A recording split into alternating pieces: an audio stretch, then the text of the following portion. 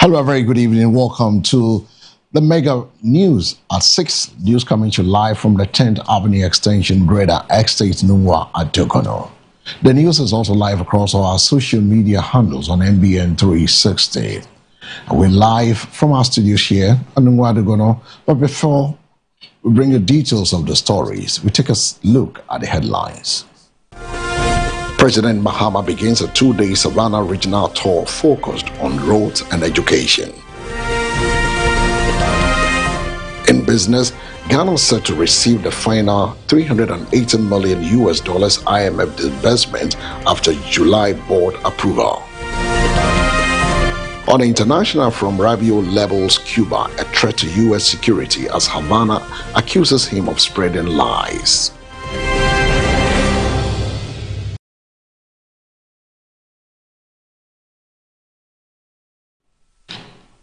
Now, welcome back from the headlines, and now I'll bring you details of the stories. My name is El Samuels. The President, John Dramani Mahama, has begun a 2-day working tour of the Savannah region with a strong focus on assessing ongoing development projects in road infrastructure and education. The visit forms part of government's broader agenda to improve connectivity, expand access to quality education, and accelerate socio-economic development in the northern corridor of the country. During the tour, the president is expected to inspect key road projects aimed at improving transportation and trade, particularly in rural and farming communities where poor road networks have long been a challenge. He's also scheduled to engage stakeholders in the education sector, with discussions expected to center on school infrastructure, staffing challenges, and efforts to improve learning outcomes in the region. The tour is anticipated to provide government with first-hand feedback on development needs, whilst reinforcing commitment to balance national development across all regions. The Savannah region's visit adds to a series of engagement aimed at strengthening infrastructure delivery and improving public service access nationwide. Away from the president's tour, the Speaker of Parliament, Agba Sumana Kingsford Bagbin, has reminded members of Parliament that security agencies do not require parliamentary permission before affecting arrears, emphasizing the limits of parliamentary privileges under Ghana's constitutional framework. According to the Speaker, whilst MPs enjoy certain immunities in the performance of their duties, those protections do not place them above the law or prevent lawful investigations and arrest by state security institutions where necessary. His comment comes amidst rising public and political debate over recent arrests and concerns about balance between parliamentary immunity, individuals' rights, and the law enforcement authority. The Speaker's clarification is expected to spark further discussions within the House on the scope of parliamentary privileges and the need for mutual respect between legislature and security agencies. Legal experts know that whilst MPs are protected in the chamber for statements made in proceedings, criminal investigations and lawful arrest remains within the mandate of the security services. The issue is likely to remain a key talking point as Parliament continues deliberation on governance, accountability, and the rule of law. And still at the Parliament, the majority leader in Parliament is calling for bipartisan support to advance President John Dramani Mahama's proposed constitutional reforms. Addressing Parliament, the majority leader urged lawmakers to rise above partisan politics and support reforms aimed at improving state institutions, deepening decentralization, enhancing transparency, and restoring public confidence in governance. The appeal comes amidst growing national debate over constitutional amendment, executive powers, electoral reforms, and calls for stronger institutional independence. Government believes the proposed reforms could help modernize Ghana's democratic framework and address long-standing governance concerns, whilst critics insist broad consultation and national consensus will be essential before any major constitutional changes are implemented. The discussion is expected to generate intense political and public interest in the coming weeks as Parliament prepares to deliberate on key reform proposals. Away from the majority, the minority in parliament has launched a sweeping set of demands directed at the President John Dramani Mahama, outlining what they describe as urgent concerns spanning governance, accountability and management of the economy. The demand, numbering 87 in total, are set to focus on issues including rising cost of living, job creation, transparency in public spending, infrastructure delivery, and measures to stabilize key sectors of the economy. Minority leaders argue that government must take immediate steps to address growing public pressures over economic hardship and ensure that policy interventions translate into visible improvement in the daily lives of citizens. They further insist that stronger parliamentary oversight is needed to safeguard public funds and ensure that promises made during the political campaign period are fully implemented. Government has yet to formally respond to details, but the development is expected to heighten political tensions in parliament as both sides engage over economic management and national priorities. The debate sets the stage for a highly charged parliamentary sections in the coming days as scrutiny of government performance intensifies. In another story, the national chairman of the National Democratic Congress, NDC, Johnson Asiedu Nketia, says youth unemployment remains one of the biggest challenges confronting government and the nation as a whole. According to him, despite ongoing economic recovery efforts and policy intervention, many young people continue to struggle with limited job opportunities, underemployment, and economic uncertainty. He stressed the need for stronger investment in skills development, entrepreneurship, industrial growth, and youth-centered policy capable of creating sustainable employment across the country. The comment comes at a time when unemployment and cost of living concerns remain dominant issues in national conversation, particularly among graduate and young professionals seeking opportunities in an increasingly competitive economy. Analyst says addressing youth unemployment will require a long-term collaboration between government, the private sector, educational institutions, and development partners to align education, innovation, and job creation strategies. The issue is expected to remain high on the national agenda on policymakers face growing pressure to create opportunities for Ghana's expanding youthful population. So, and the chiefs have also given us an indication of your expectations, and that is basically in road construction, youth employment, and the few other things. Our job is now cut for us. I'm going back to report back to government. Any issue you have raised here, which falls under any ministry, my job is to go and carry that concern to the appropriate ministry and follow up to ensure that that ministry will deliver what you have requested. Mahama is the first person to know that your major problem, that is youth unemployment, has not been addressed fully yet. But we are making every effort to ensure that all the programs that we put in our manifesto that were geared towards job creation for our youth. Now we move back to the floor of Parliament, where the minority in Parliament has declared its intention to resist any new tax measures introduced by government, arguing that Ghanaian households are already under severe economic pressure. The caucus says the current cost of living driven by high prices of food, transport, rent, and utilities makes the introduction of additional taxes unjustifiable at this time. Minority leaders insist that rather than imposing new tax burdens, government should focus on expanding the tax base, cutting wasteful expenditure, and improving efficiency in revenue collection. They argue that ordinary citizens and businesses are struggling to recover from recent economic challenges, and any further taxation could worsen hardship and slow down economic activity. The stance is expected to intensify debate in Parliament as government continue to explore revenue mobilization strategies to support its fiscal and development agenda. Economic analyst says the disagreement highlights the ongoing tension between revenue generation needs and cost of living concerns, a key issue likely to shape parliamentary discussions in the coming weeks. They will look at the taxes and revenue. Ghanaians are taxed enough. The minority reiterates its firm position.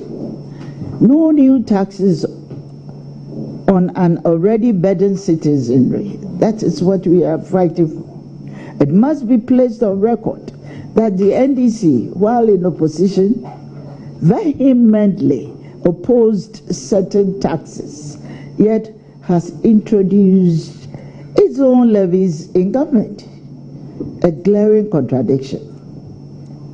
And then on parliamentary conduct and inter-party relations, let's look at the House dynamics. The tone in Parliament has been tense. With an overwhelming majority, the NDC has repeatedly overridden minority objections of votes. Debates have been cut short, and critical amendments from the minority have been voted down en bloc. The caucus emphasizes its commitment to the democratic principles that must govern all proceedings of the House. Collaborations versus confrontations. Despite tensions, the minority remains ready to collaborate on national issues.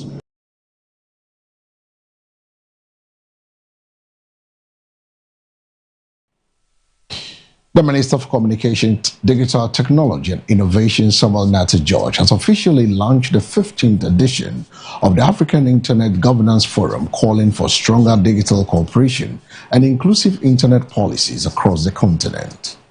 The Minister for Communication, Digital Technology and Innovation, Samuel Nartey George, has officially launched the 15th Africa Internet Governance Forum, reaffirming Ghana's commitment to digital transformation and internet accessibility. The high-level forum has brought together policymakers, ICT experts, private sector players, civil society organizations, and development partners from across Africa to deliberate on the future of internet governance on the continent. Speaking at the opening ceremony, the minister stressed the importance of developing policies that protect digital rights, promote innovation, and expand internet access, especially for underserved communities. He noted that the rapid growth of technology and artificial intelligence present both opportunities and challenges, requiring African countries to work collectively to build a secure, inclusive, and resilient digital ecosystem. The forum is also expected to focus on cybersecurity, digital economic growth, online safety, data governance, and youth participation in Africa's digital development. Participants are hopeful the engagement will help shape stronger regional cooperation and practical policy recommendation for Africa's evolving digital space. Digital technologies are reshaping economies, governance, education, trade, and daily life. Artificial longer peripheral concerns. They are central to Africa's development, competitiveness, and digital sovereignty. As Ghana advances its digital transformation agenda under frameworks such as Agenda 2063, the WSIS Plus 20 process, and the Global Digital Compact, one critical question confronts all of us. How do we ensure that Africa's digital future is shaped by African priorities? African Forum remains Africa's premier multi-stakeholder platform for dialogue, collaboration, and policy exchange on internet and digital governance. It brings together governments, parliamentarians, regional institutions, civil society, academia, the technical community, the private sector, youth and development partners, all as equal stakeholders, united by a shared commitment to building an inclusive, secure, and trusted digital future for the continent. Over the past 14 years, the Africa IGF on rights online and emerging technologies. Most importantly, it has steadily strengthened Africa's collective voice in global digital governance. Distinguished guests in the room here, The 15th edition of the Africa IGF comes at a particularly strategic moment. The Global IGF 2026 is scheduled to take place in Nairobi, Kenya, and to Africa host the whole world later this year. The Africa IGF 2026 therefore presents a timely and important opportunity for Africa to deepen coordination, consolidate continental priorities, and project a stronger, more unified voice on the world stage. And as the Minister for Communication, Digital Technology and Innovation, Sam Nartey George, a launch of the 15th African Internet Governance Forum. We go for a break. When we return, we'll move straight to the business desk.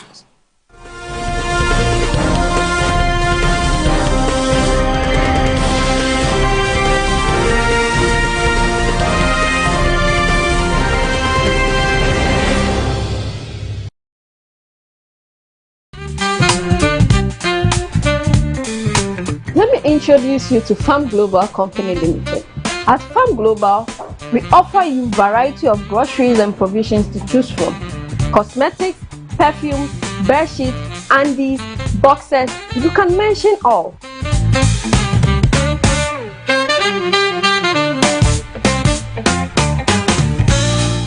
This is our perfume stand, and we have variety of perfumes you can choose from for yourself and your loved ones.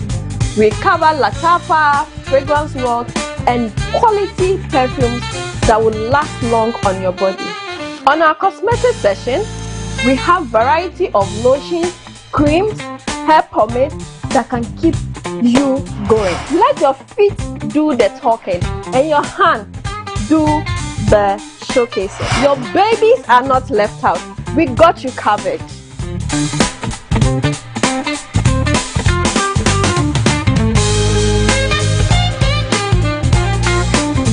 At Farm Global, we make shopping a beautiful experience for you and your family.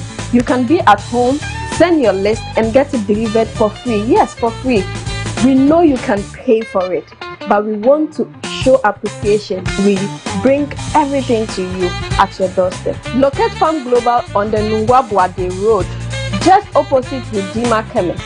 Call us on 0592 0999 52 or 050 384 3633. Farm Global, fast, reliable, and convenient.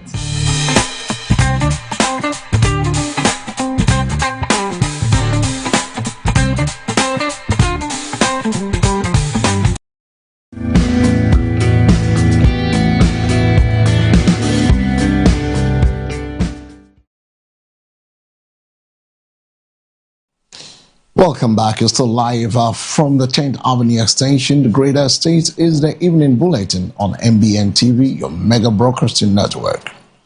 Now, on the business front, Ghana is expected to receive the final disbursement of approximately $380 million from the International Monetary Fund, IMF, immediately after the IMF Executive Board grants approval in July, according to the fund's mission chief. The expected release forms part of government ongoing economic support program with the IMF aimed at restoring macroeconomic stability, strengthening fiscal discipline, and supporting structural reforms within the economy.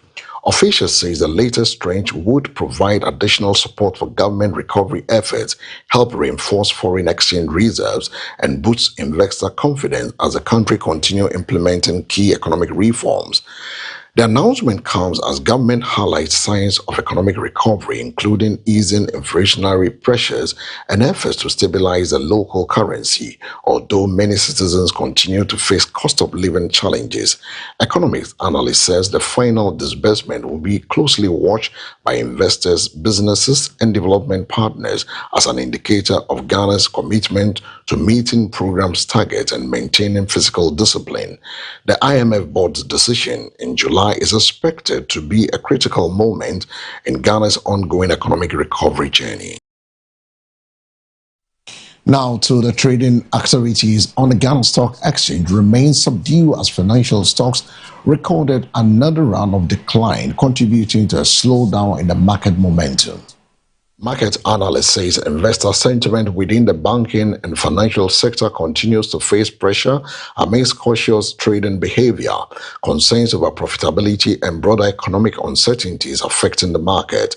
The latest downturn in financial equities comes despite ongoing signs of macroeconomic recovery and efforts to stabilize the economy, with investors closely monitoring inflation trends, interest rates, and developments in the banking sector. Financial stocks traditionally plays a major role in driving activities on the Ghana Stock Exchange, marking sustained declines within the sector significant for all market performance and investor confidence. Experts say once the market remains sensitive to economic conditions, long-term stability could improve if confidence in the financial sector strengthens and economic recovery measures continue to gain traction. The development is expected to remain under close watch by investors, businesses, and economic observers, assessing Ghana's broader financial outlook. And that's it for the business. Now, next is sports, but after the break.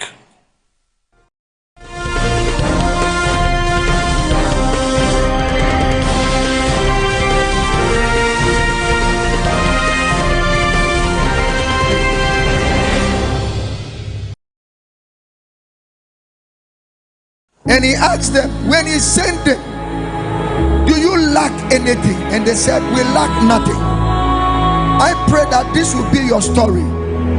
As you live for God and you work for God and you support God's work, you will look back and say, I have lacked nothing in my life.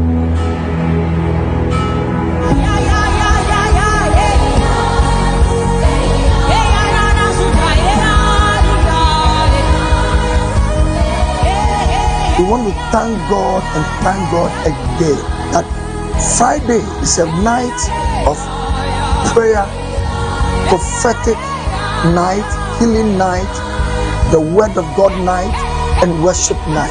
Every Friday in Maranatha Power Ministries. And I'm inviting you, beloved, if we don't realize the warfare we are in, the devil will defeat you as a child of God. And the most strangest things and unfortunate things in the church today is good believers who are weak. You are good, but you are weak spiritually. God wants you to be strong because he says in Ephesians chapter 6 verse 10, he says, finally my brethren, be strong in the Lord and in the power of his might. You see, there are certain battles you cannot win in the day. This Friday and every Friday, I'm inviting you to Maranatha Power Ministries for breakthrough night, signs and wonders night, prophetic night, healing night, deliverance night, and salvation night. Let me see you this Friday. If you want more direction, telephone numbers on the screen. Please call. And also, you can watch me on MBN TV every time we are having service. And also watch me and be with me on all the social media platforms you will see on the screen. Remember this, Jesus prayed in the night. Even the Son of Man prayed all night. It's our time. God bless.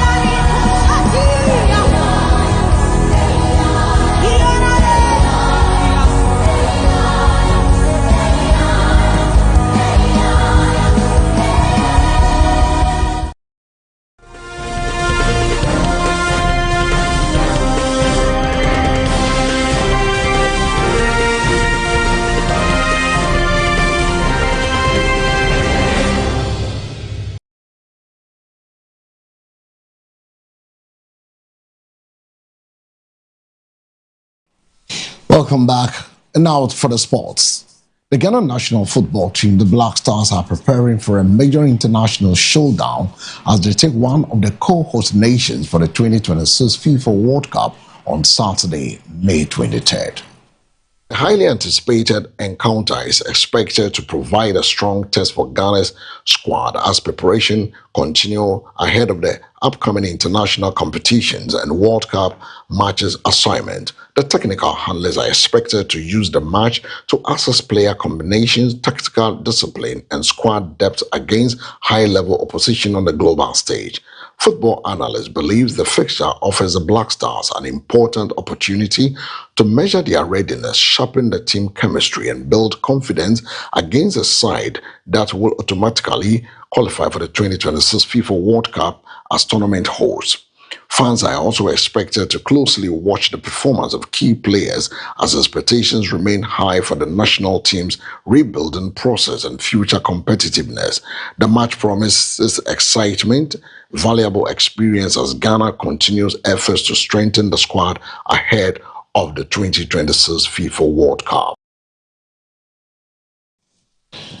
And now away from the sport index, we go straight to the entertainment front where the global music icons Lisa, Anita, and Rama have officially released the 2026 FIFA anthem titled Goals, a high-energy collaboration celebrating global unity, football passion, and cultural diversity ahead of the tournament. The anthem, launched under the banner of the FIFA World Cup 2026, blends Afrobeat, Latin rhythms, and pop influences, reflecting the multicultural spirit of the competition, set to be hosted across the United States, Canada, and Mexico. Producers say the track is designed to capture the excitement of global football fans with uplifting lyrics, rhythms, beats, and also celebratory tone that mirrors the energy of the world's biggest sporting event. Fans across the world have already begun reacting strongly on the social media, praising the collaboration of three major international stars from Asia, Africa, and Latin America on the one global stage. The release marks another major step in FIFA's tradition of using music to unite fans and build anticipation as the countdown to the 2026 FIFA World Cup continues.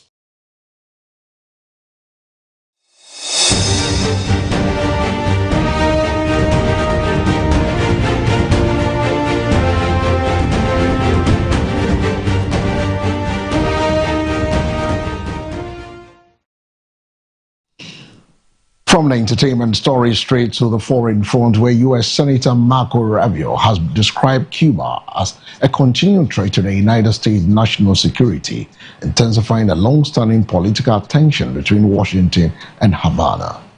Rubio's remarks, which focuses on the issues of governance, regional influence, and security concerns, have sparked a sharp response from Cuban authorities who have dismissed the claim as lies and politically motivated rhetoric. The Cuban government insists that such statements misrepresent the country's position and are part of a broader pattern of strained relations between both nations, which have historically been marked by diplomatic disputes and economic sanctions. The exchange highlights ongoing geopolitical friction between the United States and Cuba, with both sides maintaining opposing narratives on security, sovereignty, and regional influence in the Caribbean.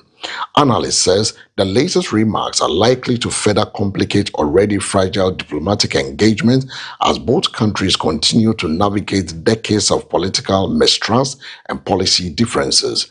The development adds to a growing international attention on the U.S.-Cuba relations amidst wider global geopolitical tensions. Here's what I can tell you. Cuba not only has weapons that they've acquired from Russia and China over the years, but they also host Russian and Chinese intelligence presence in their country, not far from where we're standing right now. So Cuba has always posed a national security threat to the United States. They, by the way, have been one of the leading sponsors of terrorism in the entire region. Our preference in Cuba and anywhere in the world is a negotiated diplomatic settlement, okay? And that's what I would say to you. The president always has the option to do whatever it takes to support and protect the national interest and national security of the United States. He has the option to do that if there's a threat to the national security of the United States. And he has shown his willingness to do that when he identifies such a threat. That said, our preference is always a diplomatic solution, always. And you know, a negotiated agreement. That's always our preference. But to answer your question, if there's a threat to the national security of the United States, the president not just has the right, he has the obligation to address that national security threat. In other stories, the United States government has imposed a sanction on a senior Tanzania police official of an allegation of involvement in torture and mistreatment of human rights activists. According to Washington, the action is part of efforts to promote accountability for human rights violation and to deter abuse by security agencies against civilians and political activists. The sanctioned official is accused of overseeing or participating in acts linked to the detention and alleged torture of individuals engaged in civic and political activities in Tanzania. The U.S. State Department says such measures reflect its commitment to defending human rights globally and holding individuals accountable for serious abuses regardless of position or rank. However, Tanzania authorities have previously rejected similar allegations, insisting that their security operations are conducted within the law and aimed at maintaining public order. The development is expected to draw diplomatic attention and could further strain relations between Washington and Dar es Salaam as discussions around human rights and governance continues. And with our story from Tanzania, sanctioned by the US of A, we come to an end of this evening news live and direct from our studios on the 10th Avenue Extension, Greater Estate. But before we go, let's take a look at the top stories. President Mahama begins a two-day Savannah regional tour focused on roads and education. In business, Ghana is set to receive the final $380 million IMF disbursement after July board approval. On the international front, Rabiot labels Cuba a threat to U.S. security as Havana accuses him of spreading lies.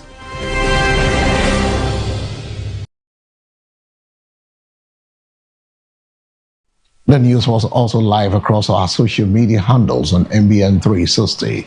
For more news, log on to MBN 360. My name is El Samuels. Do have a good evening.